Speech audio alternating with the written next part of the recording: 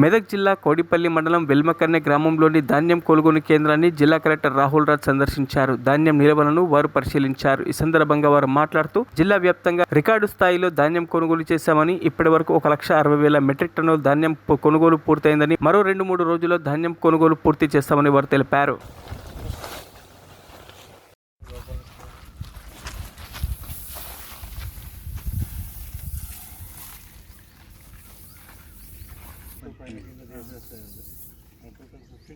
So జిల్లాలో మనము paddy procurement almost last స్టేజ్లకి రావడం జరిగింది. సో సంతోషించదగ్గ విషయం ఏంటంటే లాస్ట్ టైం పోల్చుకుంటే లాస్ట్ టైం కంటే కూడా ఒక 60-70,000 ఎక్కువనే మనం చేయడం జరిగింది. సో ఇప్పుడు నిన్నటి వరకు కూడా 2,60,000 మెట్రిక్ టన్స్ ఆఫ్ ప్యాడీ మొత్తం కూడా మనం ప్రొక్యూర్ చేసుకోవడం జరిగింది. సుమారుగా 300 సెంటర్లు మొత్తం 100% కంప్లీట్ చేసుకొని అవన్నీ కూడా క్లోజ్ చేసేయడం జరిగింది. సో ఇంకొక 100 సెంటర్స్లో నడుస్తూ ఉంది.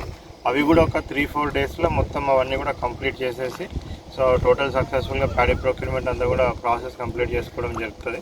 మరిన్ని అప్డేట్స్ కోసం మా ఛానల్ని సబ్స్క్రైబ్ చేయండి.